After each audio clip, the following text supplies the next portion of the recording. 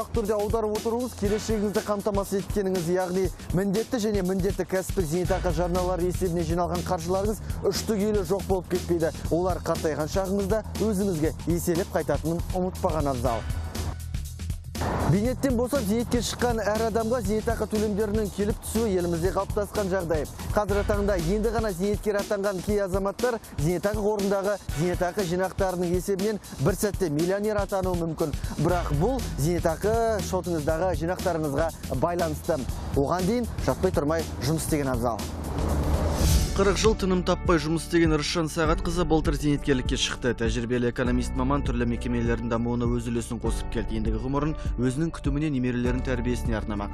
Тіпті еңбегі сіңген демалысқа шыққалы бері шипажайда демалып үлгерген. Айтуынша бұл жоспары жыл сайын алатын зейнетақы төлемінің көмегімен іске асты. Зейнетақы төлемдерін жылына бір рет алдым, сол қомақты сомасын алдым. Өйткені ол маған өте бір ыңғайлы нәрсе болды. Өзіме жасадым сыйлық, немерелеріме жасадым сыйлық.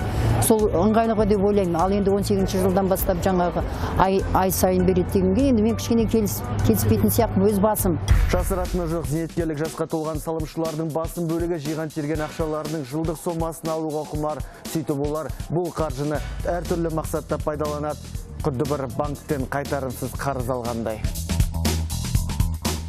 Біреулер шетел асып демалғысы келеді, екіншілер қажет ем-домны жұмсауды көздейді. Ал мен сұрастырған азаматтардың дені сүйікті телехикаялары мен телефильмдерін көру үшін сапалы теледидар алуды қалайды. Сонымен қатар зейнетақы төлемдерін қолыма алған кезде үйдегі ескі тоңазытқыштың орнына жаңасын алам деушілер де табылды.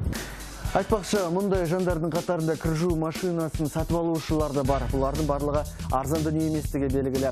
Қыруар қаржыға жұмсалған бұл техникалар 12 ай сізді ішіп-жеммен қамтамасыз ете алмасы анық. Қазіргі таңда зейнетақы төлемдерін есептеу әдістемесіне сәйкес зейнетақы төлемдері зейнеткерлерге белгіленген кесте бойынша ай сайын, 90 сайын, жыл сайын төленеді. Осылайша зейнет жасындағы азаматтардың күнделікті өмір сүруін барынша қамтамасыз етуге арналған төлемдер өзінің негізгі функциясын жоғалтып алды. Сондықтан келесі жылдан бастап бұл төлемдер тек ай сайын жүзеге асатын болып отыр. Сонымен қатар зейнетақы жинақтарының жылдық сомасына қатысты өзгерістер де болмақ. 2018 жылдың 1 қаңтарынан бастап, егер алушының шотындағы зейнетақы жинақтарының жалпы сомасы республикалық бюджет туралы заңына тиісті қаржы жылына белгіленген ең төмен зейнетақының 12 еселенген мөлшерінен аспаған жағдайда, аталған сома алушыға зейнетақы қорынан тек бір реттік төлеммен ғана төленеді.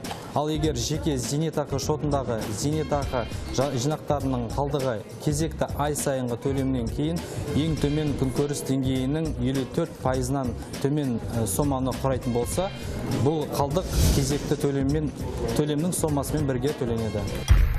Бірақ қалай болғанда да ай сайынғы зейнетақы төлемдерінің мөлшері ең төменгі күнкөріс деңгейінің 54%-нан төмен болмайды. Биылғы есеп бойынша оның көлемі 13.207 теңге болады.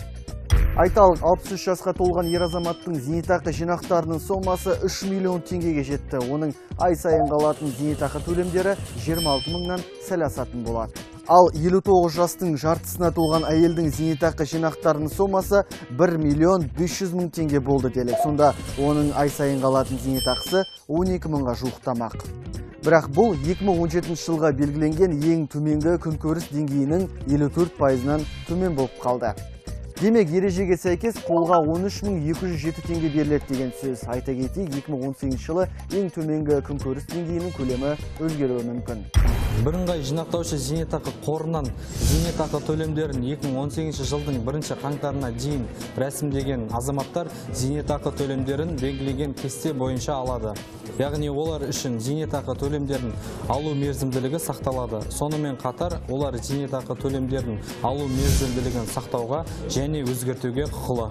Тағы бір ескеретін жайт, әйелдерге қатысты зейнетақы төлемдерін тағайындау келесі жылдан бастап жасына байланысты кезең-кезеңмен іске аспақ, яғни әр жыл сайын зейнетке шығу жасы 6 айға ұлғайтылады.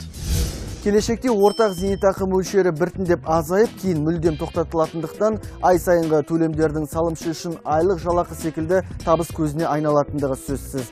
Ал енді ай сайынғы төлемдер мөлшерінің қандай болатындығы әрине салымшының өзіне байланысты.